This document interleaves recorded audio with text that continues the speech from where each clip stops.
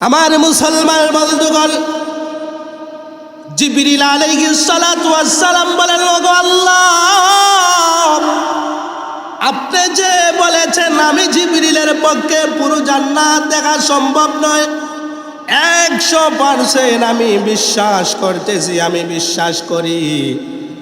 তবে ওগো আল্লাহ, আমার মন চায় নিয়ামতে পরিপূর্ণ মুমিনদের জন্য যে জান্নাত আপনি বানিয়েছেন, ওই জান্নাতটা আমি একটু ঘুরে ঘুরে দেখবো, একটু অনুমতি দাও। আমার ভাইরা বন্ধুরা, আল্লাহ পাক রব্বুল আলামিন বললেন, ও জিবরিল, যাও যাও, তুমি জান্নাত দেখে আসো। আমার মুসলমান বন্ধু, হাদিসের মধ্যে আছে জিবরিল আলাইহিস সালাতু ওয়াস সালাম জান্নাতের এক মাথা থেকে রওনা দিলেন, উড়াল দেওয়া শুরু করলেন। আমার ভাইরা, কেমন স্পিরিটে প্রথম ঘটনা বলেছি, জিবরিলের স্পিরিট কত বেশি। প্রথম ঘটনার মাধ্যমে বোঝা গেছে আর অবয়ব কি পরিমাণ আকৃতি, দ্বিতীয় ঘটনার মাধ্যমে প্রমাণ হয়েছে ঠিক না বেঠিক। আমার মুসলমান বন্ধুরা, হযরতে জিবরাইল আলাইহিস সালাতু ওয়াস সালাম এত বিশাল আকৃতি নিয়ে, এত দ্রুত গতি নিয়ে জান্নাতের এক প্রান্ত থেকে রওনা দিলেন। আমার ভাইরা, কোনো বর্ণনায় আছে 70 বছর, আর কোনো বর্ণনায় আছে প্রায় 70,000 বছর উড়াল দিলেন। জিবরিল আলাইহিস সালাতু ওয়াস সালাম জান্নাতের অপর মাথা পায় না। সুবহানাল্লাহ। আমার মুসলমান বন্ধুগণ, জান্নাত তো বড় হবে, জান্নাতের গাছ, এক একটা গাছ কত বড় হবে, একটা হাদিস আপনাদের সামনে আমি শোনাই। আমার ভাইরা, হাদিসের মধ্যে আছে একদিন আল্লাহ পাক রব্বুল আলামিন নবী ঈসা আলাইহিস সালাতু ওয়াস সালামকে বললেন, ও নবী ঈসা, আমি আল্লাহ পাক রব্বুল আলামিন উম্মতে মুহাম্মদীদের জন্য জান্নাতে তুবা নামক একটা বৃক্ষ রেখে দিয়েছি। তুবা নামক একটা বৃক্ষ আমি আল্লাহ পাক স্বয়ং কুদরতি হাতে বপন করেছি। আমার ভাইরা বন্ধুরা, ঈসা আলাইহিস সালাতু ওয়াস সালাম বলেছিলেন, ওগো আল্লাহ, জান্নাতের তুবা বৃক্ষের বিবরণ কি, পরিচয় কেমন, একটু আমাকে দাও। আল্লাহ পাক রব্বুল আলামিন বলেছিলেন, নবী ঈসা, উম্মতে মুহাম্মদীদের জন্য জান্নাতে তুবা নামক যে গাছ আমি আল্লাহ কুদরতি হাতে বপন করেছি, বিলে এই গাছের শাখাটা হয়েছে স্বর্ণের, রূপার এবং মণিমুক্তা দ্বারা আমি আল্লাহ পাক রব্বুল আলামিন এই বৃক্ষটাকে, গাছটাকে উম্মতে মুহাম্মদীদের জন্য নিজ কুদরতি হাতে বপন করেছি। সুবহানাল্লাহ। আমার ভাইরা, জান্নাতটা কত বড় হবে। আল্লাহ পাক বলেন, ওয়াসারিউ ইলা মাগফিরাতিম মির রাব্বিকুম ওয়া জান্নাতিন আরদুহাস সামাওয়াতু ওয়াল আরদ। তোমরা রবের মাগফিরাতের দিকে দৌড়াও। আল্লাহ বলেন, ওয়া জান্নাতিন আরদুহাস সামাওয়াতু ওয়াল আরদ। জান্নাতের পরিধি হচ্ছে, সীমানা হচ্ছে নবমণ্ডল এবং ভ্রুমণ্ডলের পরিধি যত বড়, সীমানা যত বড়, তত বড় হচ্ছে জান্নাতের পরিধি, জান্নাতের সীমানা। সুবহানাল্লাহ। আমার ভাইরা, এখানের কেউ কি জানেন নবমণ্ডল এবং ভ্রুমণ্ডলের পরিধি বা সীমানা কত? কেউ জানি না, কোনো বিজ্ঞানীও জানে না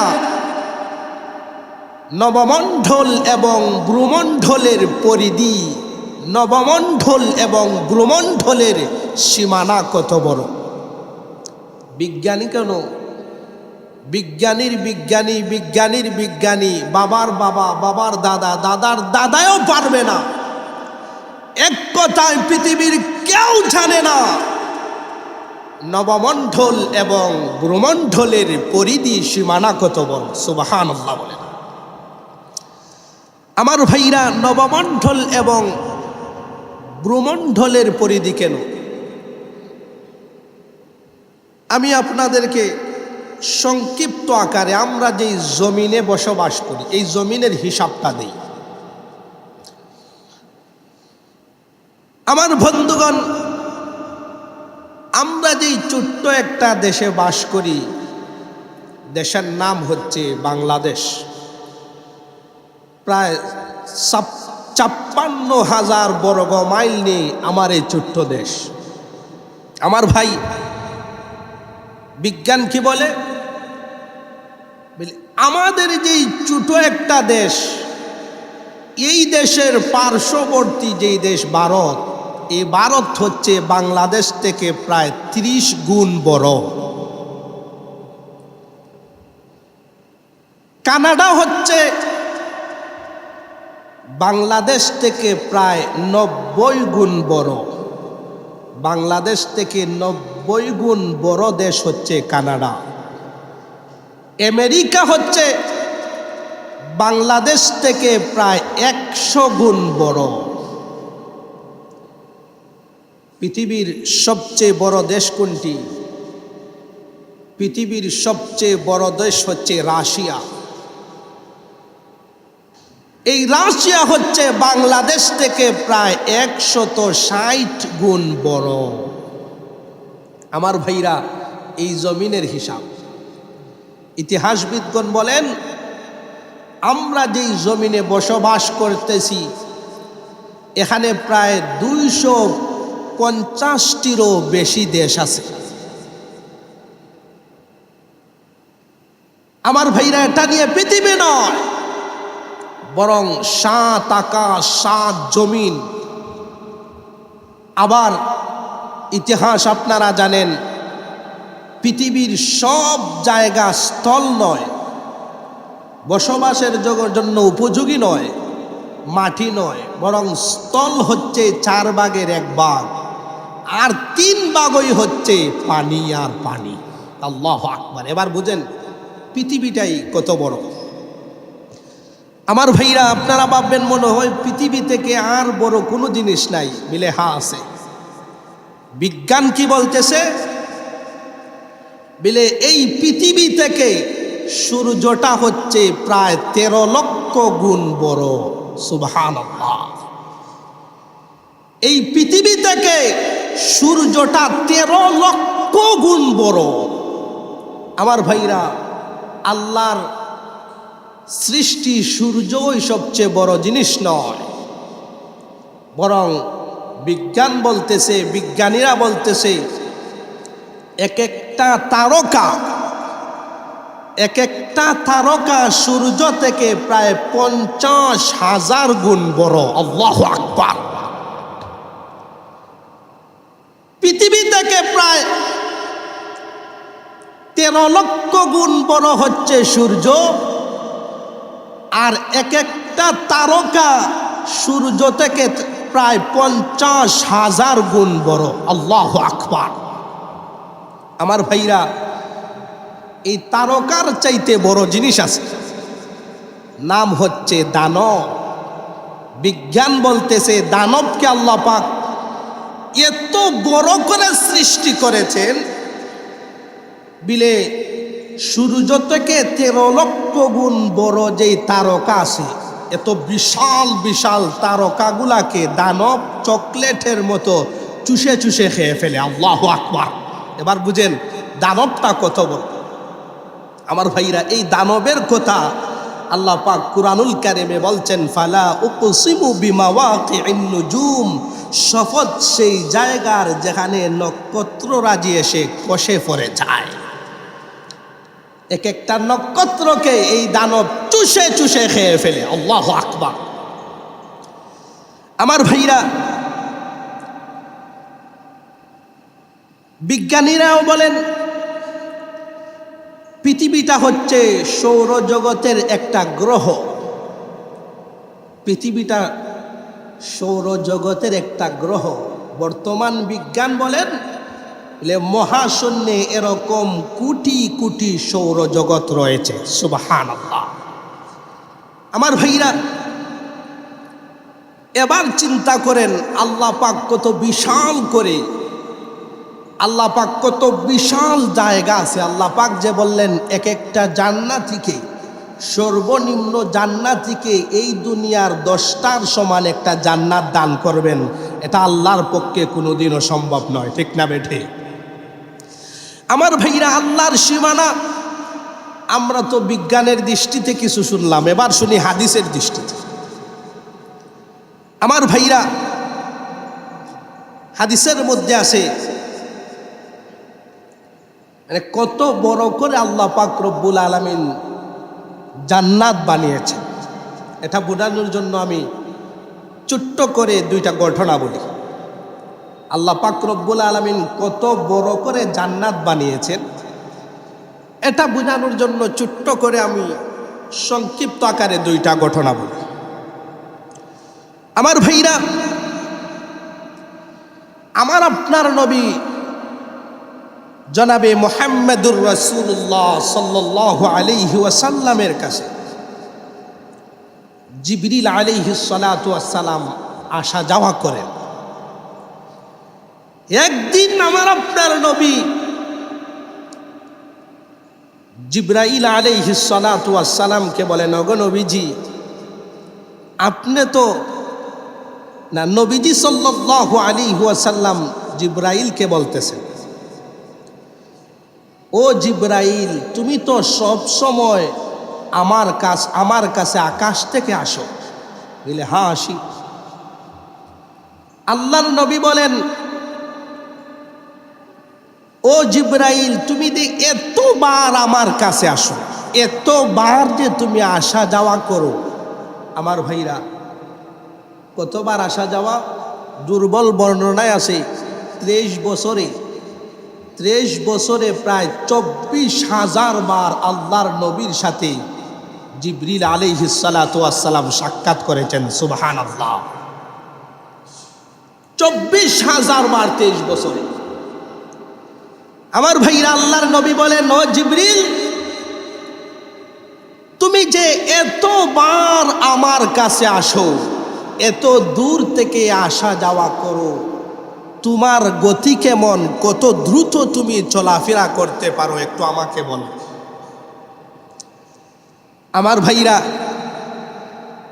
জিবরিল আলাইহিস সালাতু ওয়াস সালাম বললেন, ওগো নবীজি, আমি আল্লাহ পাকের কত দ্রুতগামী মাখলুক, আমি কত দ্রুত চলাফেরা করতে পারি, এটা বলে আপনাকে আমি বোঝাতে পারবো না, এটা বলতে পারবো না। তবে আপনাকে আমি ছোট্ট একটা ঘটনা শোনাই, এ থেকে আপনি অনুমান করে নেবেন আমি জিবরাইল আল্লাহর কত দ্রুতগামী মাখলুক। আমার ভাইরা, জিবরিল আলাইহিস সালাতু ওয়াস সালাম বলেন, ওগো নবীজি, আপনি তো জানেন ইউসুফ আলাইহিস সালাতু ওয়াস সালামকে তার ভাইয়েরা শত্রুতাবশত দুনিয়া থেকে চিরবিদায় দেওয়ার জন্য তারা কুয়ার মধ্যে ফেলে ইউসুফ নবীর জীবনকে ধ্বংস করতে চেয়েছে। এটা তো আপনি জানেন। আল্লাহর নবী বলেন, হ্যাঁ হ্যাঁ, আমি তো জানি। আমার ভাইরা, হযরতে জিবরিল বলেন, ওগো আল্লাহর রাসূল, ইউসুফের ভাইরা শত্রুতাবশত যখন ইউসুফ নবীকে কুয়ার মধ্যে ফালানোর জন্য হাত থেকে ছেড়ে দিয়েছে, এমন সময় আমি ছিলাম সিদরাতুল মুনতাহায়। সুবহানাল্লাহ। আমার ভাইরা, সিদরাতুল মুনতাহা কি সিলেট শহরে প্রথম আসমানে? না না, বরং 7 আসমান উপরে হচ্ছে সিদরাতুল মুনতাহা। আমার মুসলমান বন্ধুগণ, জিবরিল আলাইহিস সালাতু ওয়াস সালাম বলেন, ওগো নবীজি, হযরতে ইউসুফ আলাইহিস সালাতু ওয়াস সালামের ভাইরা শত্রুতাবশত যখন ইউসুফ নবীকে কুয়ার মধ্যে ফেলে দিয়েছে, হাত থেকে ছেড়ে দিয়েছে, আমার ভাইরা, কুয়ার মধ্যে কোনো কিছু ফেলার জন্য হাত থেকে যদি ছেড়ে দেওয়া হয়, মিনিমাম 1 থেকে 2 সেকেন্ডের ভিতরে কুয়ার মধ্যে পড়ে যাবে। আমার মুসলমান বন্ধুগণ, জিবরিল আলাইহিস সালাতু ওয়াস সালাম বলেন, নবীজি ইউসুফ নবীকে কুয়ার মধ্যে যখন তার ভাইরা ফেলে দিয়েছে, হাত থেকে ছেড়ে দিয়েছে, এমন সময় আমি ছিলাম 7 আসমান উপরে সিদরাতুল মুনতাহায়। হাত থেকে ছেড়ে দিয়েছে এমন সময় আল্লাহ বলেন, ও জিবরিল, আমার নবী ইউসুফকে শত্রুতা করে তার ভাইরা কুয়ার মধ্যে নিক্ষেপ করেছে, হাত থেকে ছেড়ে দিয়েছে। আমি চাই আমার ইউসুফ নবীর পা মুবারক জনে এই কুয়ার পানির মধ্যে না লাগে। আমার মুসলমান বন্ধুরা, হযরতে জিবরিল আলাইহিস সালাতু ওয়াস সালাম বলেন, ও নবীজি হাত থেকে ছেড়ে দেওয়া হয়েছে। এমন সময় আল্লাহ অর্ডার দিলেন, ও জিবরিল, আমার ইউসুফের পা মুবারক যেন কুয়ার পানির মধ্যে না লাগে। আমার ভাইরা, জিবরিল বলেন, নবীজি আল্লাহর অর্ডার পাওয়া মাত্র আমি এত দ্রুত রওনা দিলাম, এত দ্রুত গতিতে রওনা দিলাম, বিলে ইউসুফ নবীর পা মুবারক কুয়ার পানিতে লাগার আগে ইউসুফ নবীকে আমি হেফাজত করে নিলাম। সুবহানাল্লাহ। হাত থেকে ছেড়ে দেওয়া হয়েছে, 2 থেকে 3 সেকেন্ডের প্রয়োজন। জিবরিল বলেন, সিদরাতুল মুনতাহা থেকে এত দ্রুত আমি রওনা দিলাম, দিলে ইউসুফ নবীর পা কুয়ার পানিতে লাগার আগে আমি তাকে হেফাজত করে নিলাম। আল্লাহু আকবার। আমার ভাইরা, জিবরিল বলছেন, ওগো নবীজি এবার বুঝেন আমি জিবরিল আল্লাহর কত দ্রুতগামী মাখলুক। সুবহানাল্লাহ। আল্লাহর নবী বললেন, হ্যাঁ আমি বুঝেছি। আমার ভাইরা, আরেকটা ছোট্ট ঘটনা বলি। একদিন আল্লাহর নবী সাল্লাল্লাহু আলাইহি ওয়াসাল্লাম জিবরিল আলাইহিস সালাতু ওয়াস সালামকে বললেন, ও ভাই জিবরিল, তুমি তো সব সময়ই প্রায় সময়ই মানুষের আকৃতিতে আমার কাছে আসো। আমার ভাইরা, হাদিসের মধ্যে আছে আল্লাহর নবীর সাহাবী দেহিয়াতুল কলবি রূপ ধারণ করে বেশিরভাগ সময় জিবরিল আলাইহিস সালাতু ওয়াস সালাম আল্লাহর নবীর সাথে সাক্ষাৎ করতেন। আল্লাহর নবী বলতেছেন, ও ভাই জিবরিল, প্রায় সময় তো তুমি মানুষের আকৃতি ধারণ করে আমার কাছে আসো। আমার মন চাচ্ছে আমি তোমার পুরো আকৃতিটা, আসল আকৃতিটা দেখব। শুধু দেখব তা নয়, বরং পা থেকে মাথা পর্যন্ত আমি দেখতে চাই। জিবরিল আলাইহিস সালাতু ওয়াস সালাম বলেন, ওগো নবীজি, এই দুনিয়াতে বসে আমি জিবরিলের পা থেকে মাথা থেকে পা পর্যন্ত দেখা সম্ভব নয়। আল্লাহর নবী বলেন, কেন জিবরিল, কেন বলো তো? জিবরিল আলাইহিস সালাতু ওয়াস সালাম বলেন, ওগো নবীজি, আল্লাহ পাক রব্বুল আলামিন আমাকে এত বিশাল একটা বডি দিয়েছেন, এত বিশাল অবয়ব দিয়েছেন, এত বিশাল আকৃতি দিয়েছেন।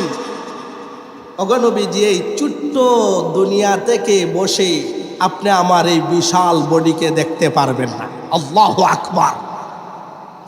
আমার ভাইরা, জিবরিল বললেন, ওগো নবীজি, যেহেতু আপনি দেখতে চেয়েছেন, তাহলে কিঞ্চিত আপনাকে দেখাই। আপনি একটু আকাশের দিকে তাকান। আমার ভাইরা, জিবরিল আলাইহিস সালাতু ওয়াস সালাম আল্লাহর নবীকে আকাশের দিকে তাকাতে বলে উনি চলে গেলেন। কিছুক্ষণ পর আবার জিবরিল আলাইহিস সালাতু ওয়াস সালাম আসলেন। এসে বললেন, ওগো নবীজি, আপনি কি কোনো কিছু দেখেছেন? দেখলে একটু বর্ণনা দেন।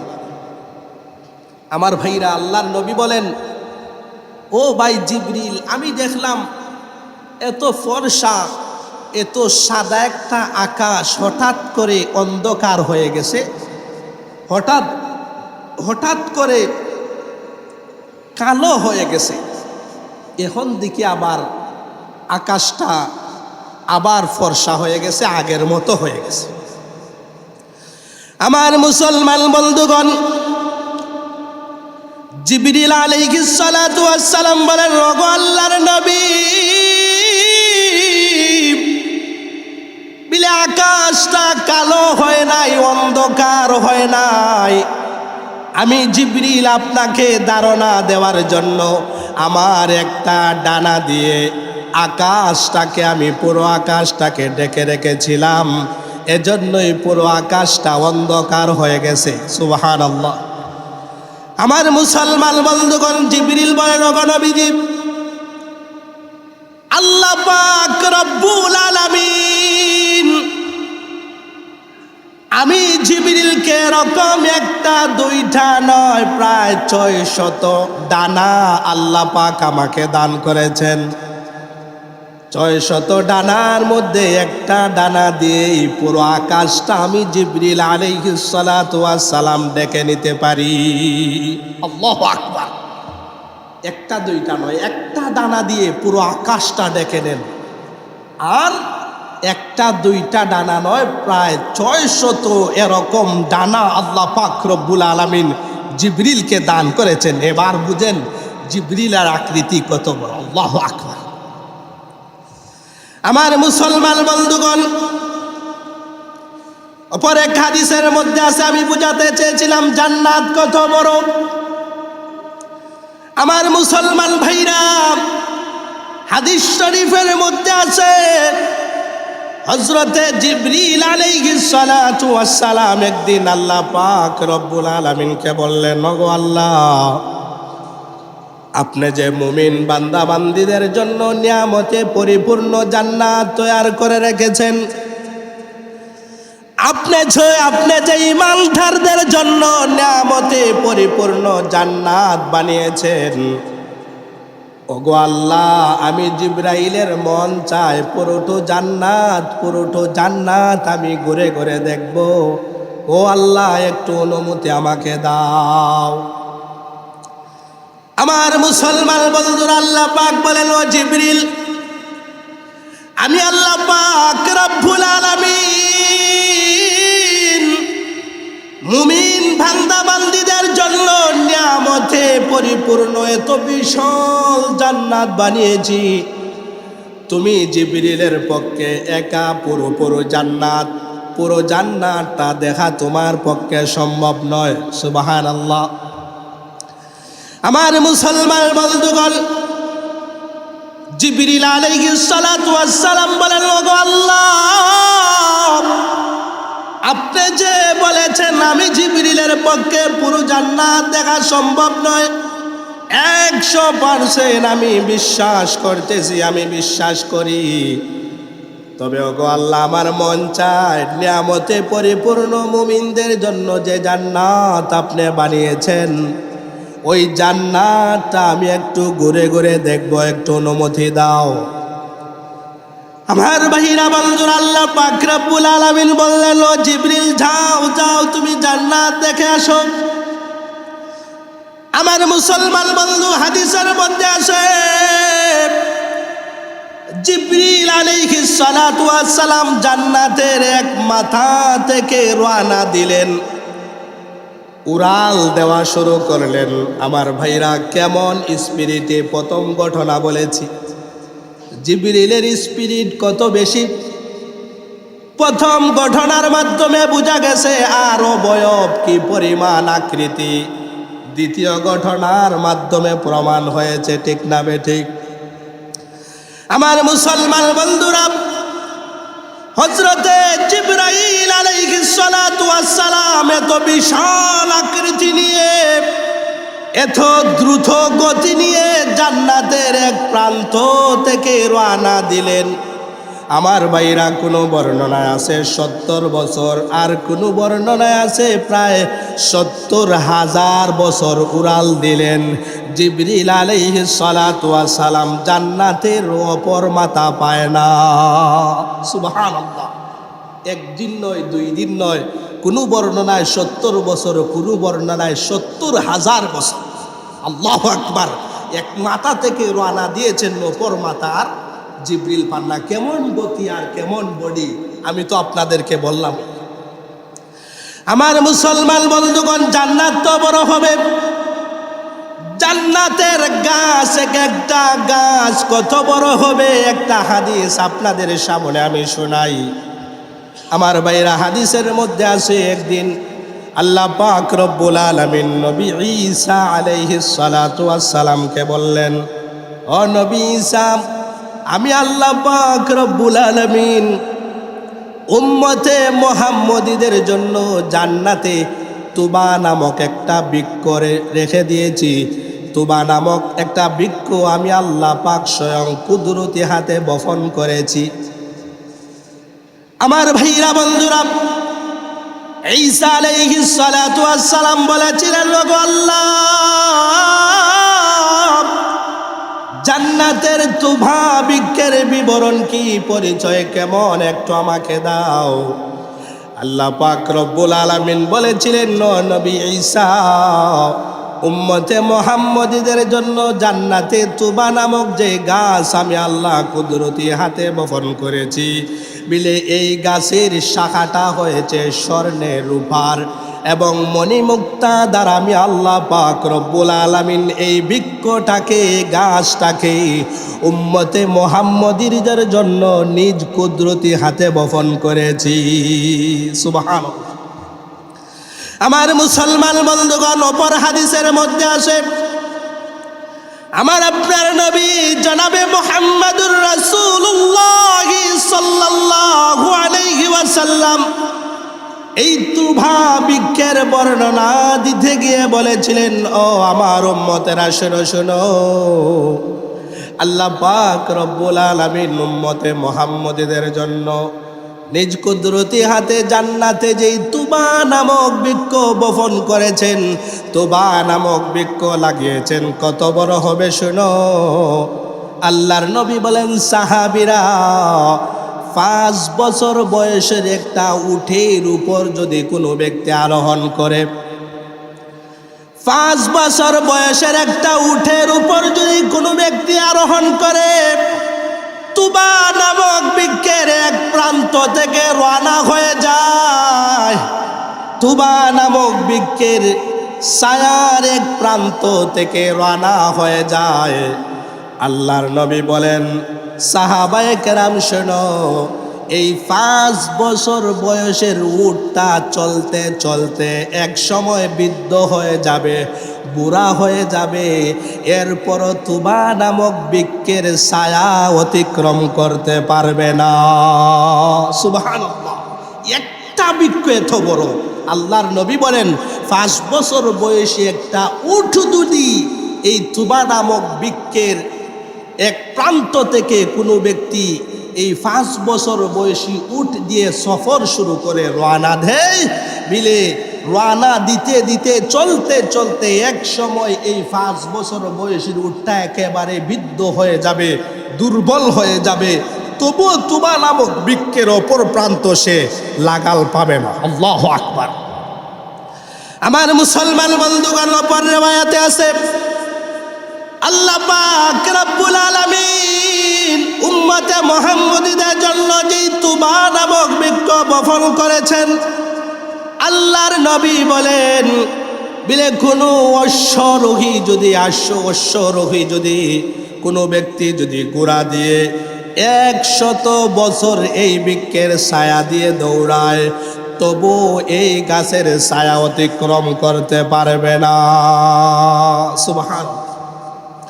আমার মুসলমান বন্ধুরা, বলতেছিলাম, আল্লাহর অনুমতি পেয়ে হযরতে জিবরিল আলাইহিস সালাতু ওয়াস সালাম জান্নাতের এক প্রান্ত থেকে রওনা দিয়েছেন। একদিন নয়, 2 দিন নয়, কোনো বর্ণনায় আছে 70 বছর, আবার কোন বর্ণনা আছে ৭০,০০০ বছর হযরতে জিবরিল উড়াল দিলেন।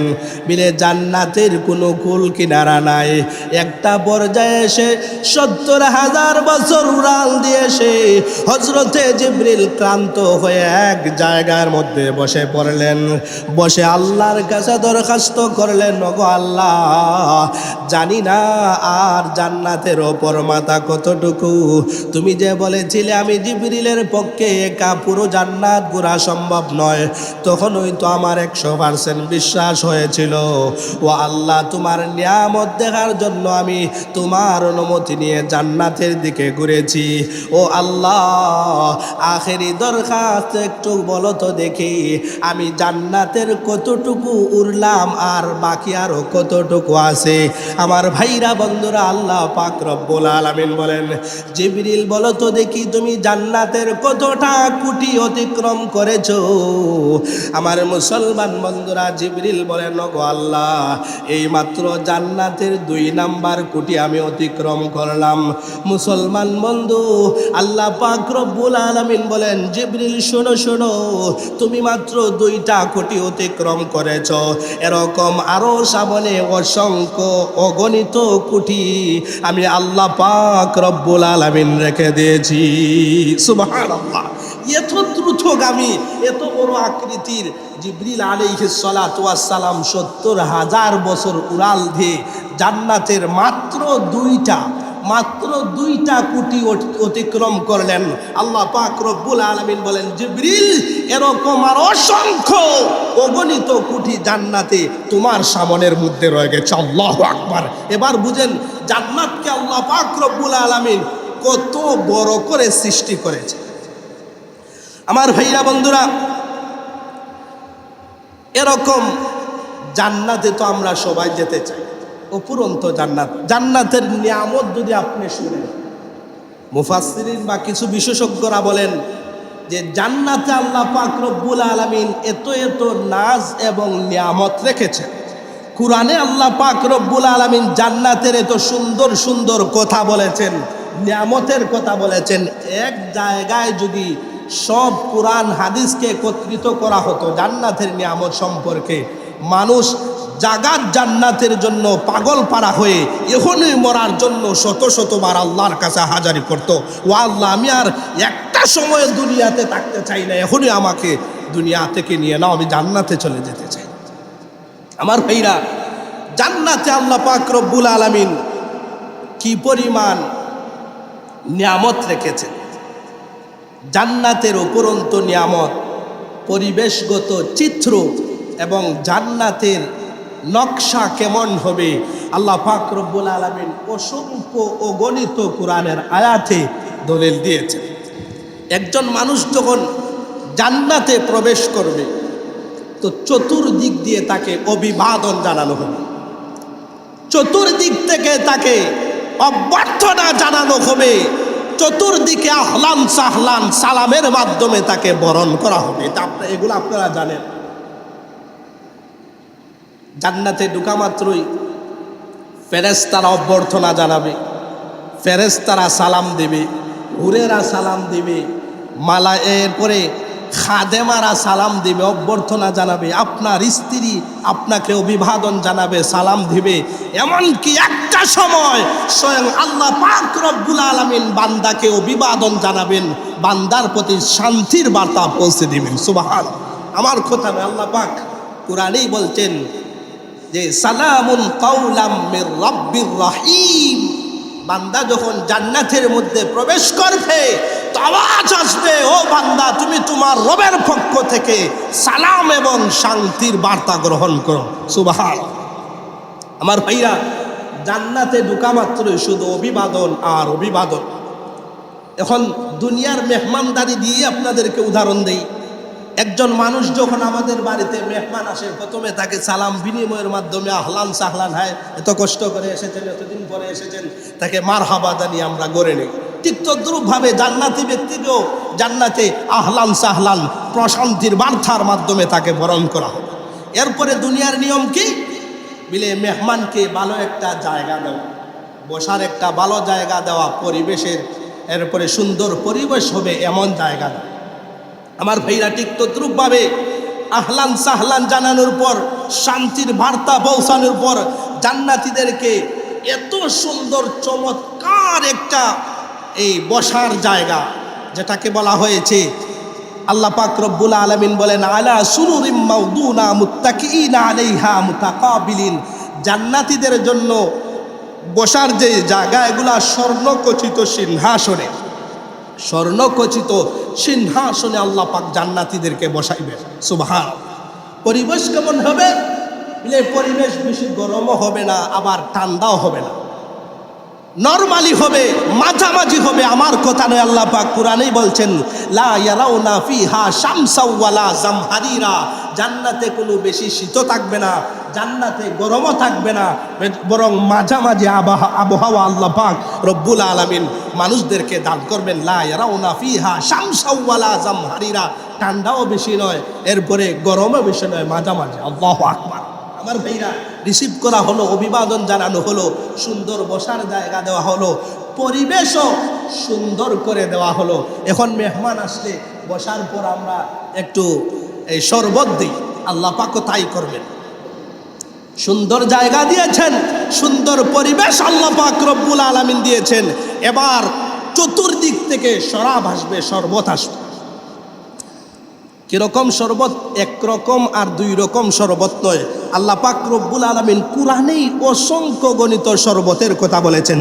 আল্লাহ পাক রব্বুল আলামিন বলেন ফিহা আনহারুম মিম্মা ইন গায়রি আসিন, নির্মল পানির নহর থাকবে, এরপরে খাঁটি দুধ থাকবে, যেই দুধের রং পরিবর্তন হয় নাই, ঘ্রাণ পরিবর্তন হয় নাই, এরপরে শরাব থাকবে, এরপরে মধুর নহর থাকবে, জানজাবিল থাকবে, কাফুর থাকবে, এমনকি আল্লাহ পাক রব্বুল আলামিনের পক্ষ থেকে স্পেশাল একটা শরাব থাকবে, কুরআনের ভাষায় যাকে বলা হয় ওয়াসাকাহুম রব্বুহুম শারাবান তাহুরা। আল্লাহ পাক রব্বুল আলামিন জান্নাতীদেরকে শারাবান তাহুরা নামক জান্নাতের সবচাইতে শ্রেষ্ঠ শরবত হচ্ছে শারাবান তাহুরা। আল্লাহ পাক বলবেন, এই বান্দা দুনিয়াতে ইচ্ছা থাকার পরেও, শক্তি থাকার পরেও শরাব পান করে নাই, ইচ্ছা থাকার পরেও নাজাইজ জিনিস পান করে নাই, ও ফেরেশতা, আমার পক্ষ থেকে বান্দার জন্য স্পেশালি শরবত শারাবান তাহুরা তুমি পান করে দাও। সুবহানাল্লাহ। আমার ভাইরা, শরাব পান করানো হয়েছে, এবার খানা দানার পালা, নাস্তার পালা। কেমন নাস্তা হবে? এগুলা হাদিসের কথা।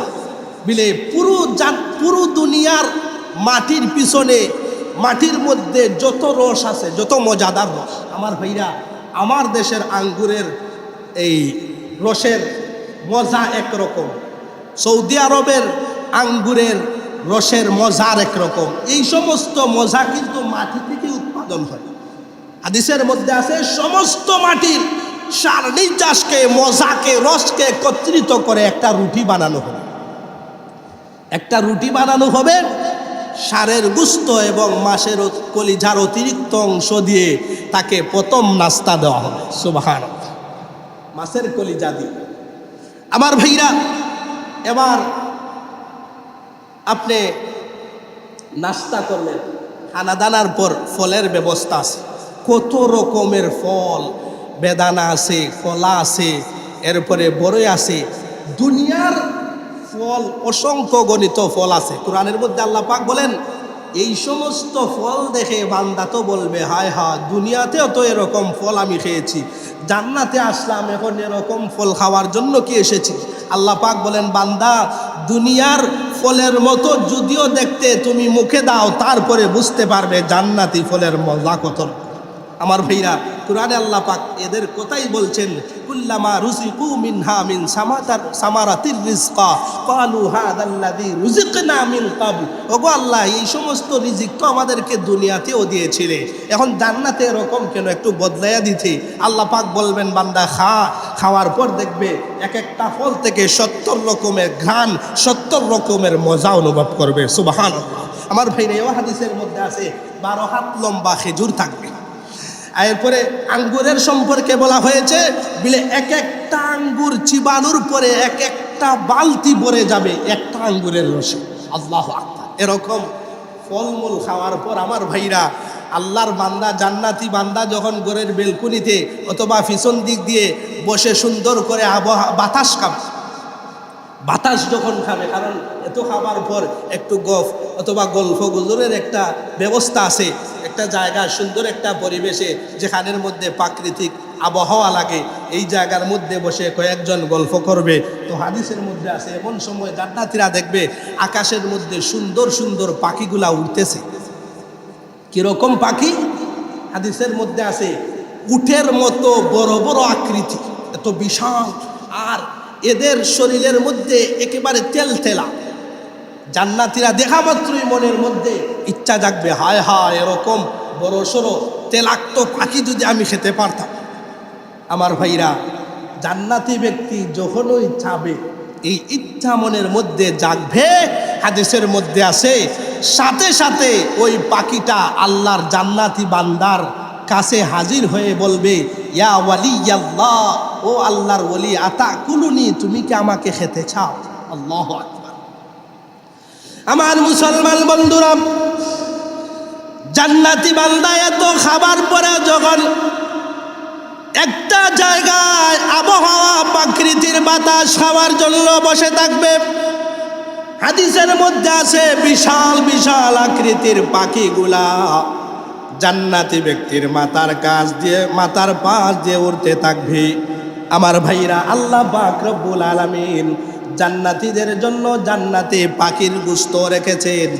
আল্লাহ পাক স্পেশালি বলেছেন ওয়ালাহমি তয়রিম মিম্মা ইয়াশতাহুন, বলে জান্নাতের জন্য স্পেশালি পাখির গোশত আছে। মুসলমান বন্ধু, আল্লাহর বান্দা যখন দেখবে তার মাথার উপর দিয়ে বিশাল বিশাল আকৃতির পাখিগুলা উড়তেছে, তেলে তেলা, ইচ্ছা জাগবে আমি খাই, আমি যদি এরকম পাখি খেতে পারতাম। আমার মুসলমান বন্ধুরা, হাদিসের মধ্যে আছে মুহূর্তে পাখিটা আল্লাহর বান্দার কাছে এসে বলবে, ইয়া ওয়ালি আল্লাহ, ও আল্লাহর ওলি, তুমি কি আমাকে খেতে চাও? তখন জান্নাতি ব্যক্তি বলবে, হা হা, খেতে চাই। মুসলমান বন্ধু দেখেন কত চমৎকার, পাখিটার সাথে সাথে বলবে মাতুবিয়ান আও মাতবুখান, ও আল্লাহর বান্দা, তুমি আমাকে বুনা খাবে না, জুল দিয়ে খাবে। সুবহানাল্লাহ। পাখি বলতে থাকবে মাতুবিয়ান আও মাতবুখান, ও বান্দা, তুমি আমাকে বুনা খাবে না, তরকারি দিয়ে খাবে। আমার মুসলমান বন্ধু, জান্নাতি ব্যক্তি যেই রকম বলবে, সাথে সাথে ওই পাখিটা সেরকম হয়ে আল্লাহর বান্দার কাছে হাজির হয়ে যাবে, তৃপ্তি সহকারে বান্দা খেয়ে যাবে। এরপর হাড্ডিগুলা এক রাখায় জমা করবে, সাথে সাথে এই সমস্ত হাড্ডি একত্রিত হয়ে আবার পাখি হয়ে সেটা উড়াল দিয়ে চলে যাবে। সুবহানাল্লাহ।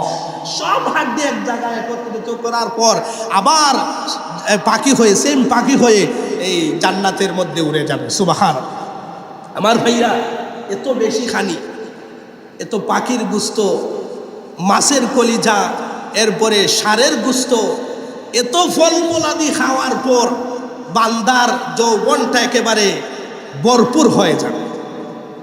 যৌবনে একেবারে তার শরীরে উতলাতে শুরু করবে। আমার ভাইরা, তো আল্লাহ পাক রব্বুল আলামিন ওই জান্নাতি ব্যক্তিকে ভোগের জন্য দুনিয়ার স্ত্রী ছাড়াও আল্লাহ পাক রব্বুল আলামিন প্রায় 72 জন স্ত্রী আল্লাহ পাক রব্বুল আলামিন দান করবেন। সুবহানাল্লাহ।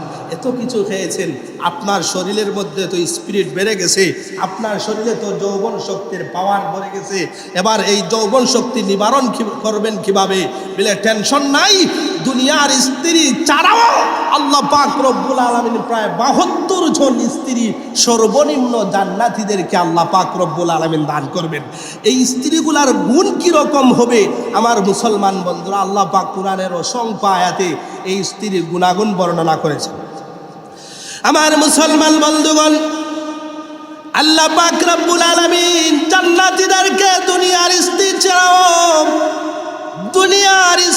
ছাড়াও যে 72 জন স্ত্রী আল্লাহ পাক রব্বুল আলামিন দান করবেন। গুণাগুণ কি? আল্লাহ পাক রব্বুল আলামিন বলেন, ডাগর ডাগর চক্ষু বিশিষ্ট, আনত নয়না, অপূর্ব এবং আনন্দ সুন্দরী আল্লাহ পাক রমণীকে আল্লাহ পাক স্ত্রী হিসাবে জান্নাতি বান্দাদেরকে দান করবেন। কেমন গুণ হবে আল্লাহ পাক বলেন ওয়াজাওয়াজনাহুম বিহুরিন আইন। আল্লাহ পাক রব্বুল আলামিন জান্নাতীদেরকে হুরের সাথে বিবাহ দিয়ে দিবেন। ওয়াজাওয়াজনাহুম বিহুরিন আইন, আল্লাহ পাক রব্বুল আলামিন হুরদেরকে জান্নাতের স্ত্রী হিসাবে দিবেন। আমার ভাইরা, হুরের গুণাগুণ কি হবে চমৎকারভাবে আল্লাহ পাক এক এক জায়গায় এক একটা গুণের কথা বলেছেন। আল্লাহ বলেন ওয়া ইনদাহুম কাসিরাতুত তারফি আইন কাআন্নাহুন্না বাইদুম মাকনুন। বলে জান্নাতি হুরের বিবরণ কেমন হবে আল্লাহ পাক রব্বুল আলামিন বলেন ওয়া ইনদাহুম কাসিরাতুত তারফি আইন, ডাগর ডাগর বড় বড় চোখওয়ালা হুর থাকবে। আল্লাহ পাক বলেন কাআন্নাহুম বাইদুম মাকনুন, কেমন যেন তারা ডিমের মতো সুরক্ষিত। সুবহানাল্লাহ, ডিমের মতো সুরক্ষিত হুরদেরকে আল্লাহ পাক দান করবেন। শুধু তাই নয়, আল্লাহ পাক বলেন কামসালিল লুলুইল মাকনুন, সুরক্ষিত মুক্তার ন্যায় হুরদেরকে আল্লাহ পাক রব্বুল আলামিন দান করবেন। আমার ভাইরা, শুধু তাই নয়, আল্লাহ পাক হুরের বর্ণনা দিতে গিয়ে বলেন ওয়া কাওয়াইবা তরাবা, জান্নাতীদের জন্য রয়েছে উঁচু উঁচু সিরাওয়ালা পূর্ণ যৌবনা সমবয়স্কা নারীগণ। আমার ভাইরা, এদের সম্পর্কে আল্লাহ বলেন ইন্না আনশানাহুন্না ইনশাআ ফাজআলনাহুন্না বাকারা, এই সমস্ত হুরকে বিশেষভাবে আমি আল্লাহ পাক রব্বুল আলামিন বানিয়েছি। বলে এই সমস্ত হুরদের কুমারিত্ব কোনোদিন চলে যাবে না। আল্লাহ পাক বলেন লাম ইয়াতমিসহুন্না ইনসুন ক্বাবলাহুম ওয়ালা জান, এরকম হুরদেরকে কোনো জিন্নাত কোনো মানুষ কোনোদিন স্পর্শ করতে পারে না। সুবহানাল্লাহ, এরকম অনেক দলিল আছে, আমি সংক্ষেপে বললাম কয়েকটা গুণ। কি সুন্দর চমৎকার আল্লাহ পাক রব্বুল আলামিন হুর দিবেন জান্নাতীদেরকে। আল্লাহ পাক বলছেন দুনিয়ার স্ত্রী ছাড়াও ৭২ জন স্ত্রী হুরকে আল্লাহ পাক রব্বুল আলামিন জান্নাতীদেরকে দান করবেন। সুবহানাল্লাহ। আমার ফিরে একটা ঘটনা সংক্ষেপে আমি আপনাদেরকে বলি। পাকিস্তানের তাকি উসমানী দামাত বারকাতুহুম এই ঘটনাটা বলেছিলেন। উনি বলছেন একজন তাবিঈ, নাম হচ্ছে আব্দুল ওয়াহিদ ইবনে জাইদ। আব্দুল ওয়াহিদ ইবনে জাইদ শহরের মধ্যে বাহির হয়েছেন। উনার সফর সঙ্গী হিসাবে একটা যুবক আছে। আমার ভাইরা, আল্লাহর দ্বীনকে প্রতিষ্ঠা করার জন্য, কালেমার দাওয়াতকে বিশ্বের আনাচে কানাচে পৌঁছানোর জন্য তারা যখন রোম রাজ্যে প্রবেশ করলেন, রোম রাজ্যে যখন গেলেন তখন দেখেন রোমের সৈন্যবাহিনী কড়াভাবে পাহারাদারি করতেছে। আমার ভাইরা, যে 15 বছরের যুবক ছিলেন, ওই যুবক এই সমস্ত সৈন্যদেরকে দেখা মাত্রই পাগলের মতো উম্মাদের মতো আওয়াজ শুরু করলেন, আমি আয়নার জন্য পাগল হয়ে যাচ্ছি, আয়নার জন্য দিশেহারা হয়ে যাচ্ছে, এই বলে তিনি চিৎকার করলেন। আমার ভাইরা, রোমের সৈন্যরা ভাবলো মনে হয় পাগল, কিছু ভাবলো না, ছেড়ে দিল। কিছুক্ষণ পর আব্দুল ওয়াহিদ ইবনে জাইদ, ওই তাবিঈ বুজুর্গ, ওই যুবকের কাছে গিয়ে বললেন, ও যুবক, তুমি কেন ওই রোমের সেনাবাহিনীর সামনে, সৈন্যদের সামনে এরকম করলে? আমি আয়নার জন্য পাগল হয়ে যাচ্ছি, আমি আয়নার জন্য দিশেহারা হয়ে যাচ্ছি, এমনটা কেন করলে তুমি আমাকে একটু বলো।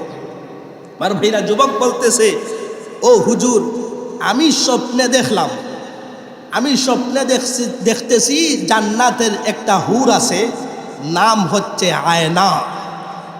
এই হুরটা এত চমৎকার, বিলে তার ডানে রয়েছে ৭০,০০০ খাদেমা, বামে রয়েছে ৭০,০০০ খাদেমা, সামনে রয়েছে ১,২৪,০০০ খাদেমা। আর এই আয়না নামক হুর চিৎকার করে বলতেছে, দুনিয়ার ওই যুবক কোথায় যে দুনিয়াতে সৎ কাজের আদেশ করে আর অসৎ কাজ থেকে মানুষদেরকে বাধা প্রদান করে? এমন মানুষ কোথায়, এমন ব্যক্তি কোথায়? আমি তো তার জন্য প্রস্তুত, তাড়াতাড়ি আসো। আমার ভাইরা, যুবক বলতেছে, হুজুর, এই অবস্থা দেখে তো আমার মনটা একেবারে পাগল পারা হয়ে গেছে, আমি আর দুনিয়াতে থাকতে চাই না, এজন্য আমি চিৎকার করে বলতেছি, আমাকে আয়নার কাছে নিয়ে যাও, আমি দুনিয়াতে আর থাকতে চাই না, আয়নার কাছে চলে যেতে চাই। আমার মুসলমান বন্ধুরা, এবার যুবক বিস্তারিত বলতেছে, হুজুর আমি আবার স্বপ্নে দেখলাম আমার হাত ধরে এক ব্যক্তি বলতেছে, ও আল্লাহর বান্দা, আসো তোমাকে জান্নাতের আয়নার কাছে আমি নিয়ে যাচ্ছি, আসো আমার সাথে আসো। মুসলমান বন্ধু, যুবক বলতেছে, হুজুর ওই ব্যক্তির কথায় আমি চললাম। ওই ব্যক্তি প্রথমে আমাকে একটা বাগানের কাছে নিয়ে গেছে। আমি দেখি বাগানের মধ্যে গিয়ে সুন্দর একটা ঝর্ণা আছে। এই ঝর্ণাটা হচ্ছে নির্মল পানির ঝর্ণা, পরিষ্কার পানি, ভালো পানি। এই ঝর্ণার পাশে অসংখ্য গণিত নারীরা, সুন্দরী রমণীরা খেলাধুলা করতেছে, আরামায়েশ করতেছে। মুসলমান বন্ধু, সংক্ষেপে বলতেছি, তো ওই যুবক বলতেছে, আল্লাহর ওলি শোনো, আমাকে দেখা মাত্রই ওই যুবকরা বলতেছে, আহলান সাহলান মারহাবা, আয়নার স্বামী এসে গেছে। আমার ভাইরা, এমন সময় যুবক বললেন, ও আল্লাহর রমণীরা, সুন্দরী মেয়েরা, আমাকে একটু বলো এখানের মধ্যে আয়নাকে, আমি তার ধারে কাছে যেতে চাই। আমার ভাইরা তখন রমণীরা উত্তর দিল, ও আয়নার স্বামী, আমাদের মধ্য থেকে কেউ আয়না নয়, তুমি যদি আয়নাকে পেতে চাও তাহলে সামনের দিকে যাও। আমরা হচ্ছি সবাই আয়নার খাদেমা, আমরা হচ্ছি আয়নার চাকরানি। তুমি যদি আয়নাকে পেতে চাও তাহলে সামনের দিকে যাও। আমার ভাইরা, লম্বা ঘটনা। যুবক বলতেছে, হুজুর সামনের দিকে গেলাম, গিয়ে দেখি সুন্দর একটা দুধের নহর। এই নহরের চারপাশে সুন্দরীরা, রমণীরা আনন্দ করতেছে, উপভোগ করতেছে। আমার ভাইরা, যুবক বলতেছে, এত সুন্দর রমণী, এত সুন্দর হুর, এত সুন্দর মেয়ে দেখে আমি হয়রান হয়ে গিয়েছি, আমি দিশেহারা হয়ে গেছি, আয়নার জন্য পাগল হয়ে গিয়েছি। তখন ওই সমস্ত হুরেরা দেখে, তখন যুবককে দেখে বলতেছে, মিলে আয়নার স্বামী এসেছে, মার হাবা বলে সম্বোধন করতেছে। আমার ভাইরা, যুবক বলতেছে, হুজুর আমি জিজ্ঞাসা করলাম তোমাদের মধ্য থেকে আয়না কে? তারা বলল, আমরা কেউ আয়না নয়, বরং আয়নার খাদেমা হচ্ছি আমরা। তুমি যদি আয়নাকে পেতে যাও সামনের দিকে যাও। আমার ভাইরা, এরকম ভাবে এরপরে যুবক বলে, সামনের দিকে আগাই, শরাবের একটা নহরে কি চিত্র, সুন্দরী নারী। জিজ্ঞাসা করলাম আয়নাকে, বলে আমরা কেউ আয়না নয়, আয়নার খাদেমা। তুমি যদি আয়নাকে পেতে যাও সামনের দিকে চলে যাও। আমার ভাইরা, যুবক বলে, সামনের দিকে অগ্রসর হয়ে গিয়ে দেখি চমৎকার একটা মধুর নহরের চতুর্দিকে সুন্দর রমণী খেলাধুলা করতেছে। এরা দেখেও বলতেছে, আয়নার স্বামীর জন্য মারহাবা, স্বাগতম, আহলান সাহলান। আমার ভাইরা, এরকম ভাবে সব সময় চারোটা নহরে এই যুবককে আয়নার স্বামী বলে অভিবাদন জানানো হয়েছে, সালাম জানানো হয়েছে। যুবক বলতেছে, হুজুর আমি বললাম তোমাদের মধ্য থেকে আয়নাকে একটু বলো, বলে আমরা হচ্ছি আয়নার চাকরানি, খাদেমা। তুমি যদি আয়নাকে পেতে চাও তাহলে আরো সামনের দিকে যাও। মুসলমান বন্ধু, লম্বা কাহিনী। এক পর্যায়ে যুবক বলতেছে, আমি একটা ঘরের মধ্যে গেলাম, গিয়ে দেখি এত সুন্দর একটা রমণী, যার পুরো শরীরটা অলংকারে সুসজ্জিত। শরীরের মধ্যে প্রায় 70 জোড়া কাপড় আছে, আর প্রত্যেকটা কাপড় থেকে আলাদা আলাদা সুঘ্রাণ বাহির হচ্ছে। আর এত সুন্দরী রমণী, দূর থেকে তার চামড়া বেদ করে হাড্ডি পর্যন্ত দেখা যায়। এই যুবক স্বপ্নের কথা বলতেছে, এত সুন্দর, পুরো শরীরটা অলংকারে সুসজ্জিত, প্রায় 70 রঙের কাপড় আছে, প্রত্যেকটা কাপড় থেকে আলাদা আলাদা খুশবু বাইর হইতেছে। এরপরে তো শরীরের চামড়া এত পাতলা, এত সুন্দর, তার হাড্ডি পর্যন্ত, মজ্জা পর্যন্ত দেখা যাচ্ছে। সুবহানাল্লাহ। এরকম হুর আল্লাহ পাক রব্বুল আলামিন জান্নাতীদের জন্য আল্লাহ পাক জান্নাতের মধ্যে রেখেছেন। আমার ভাইরা, এই হুরদের সম্পর্কে আল্লাহর নবী বলেন, বলে এরা যদি দুনিয়াতে একটা উকি দিত, পুরাটা দুনিয়া একেবারে আলোকিত হয়ে যেত। এরকম আল্লাহর নবী বলছেন, বলে এই হুরদের কাপড় চোপড় সম্পর্কে বলছেন, এক একটা উড়নার দাম দুনিয়া এবং দুনিয়াতে যা কিছু আছে এর চাইতেও বেশি দাম হচ্ছে জান্নাতি হুরের একটা উড়নার দাম। সুবহানাল্লাহ। আমার ভাইরা, আপনারা ভাবতে পারেন হুর যদি এত সুন্দর হয় তাহলে দুনিয়ার স্ত্রী কত সুন্দর হবে। হাদিস শরীফের মধ্যে আছে বলে হুর এত সুন্দর, হুরদের চাইতে প্রায় ৭০,০০০ গুণ বেশি সুন্দর হবে দুনিয়ার স্ত্রী। আল্লাহ পাক রব্বুল আলামিন ওই হুরদের সরদারিনী বানাবেন দুনিয়ার স্ত্রী যদি জান্নাতি হয়।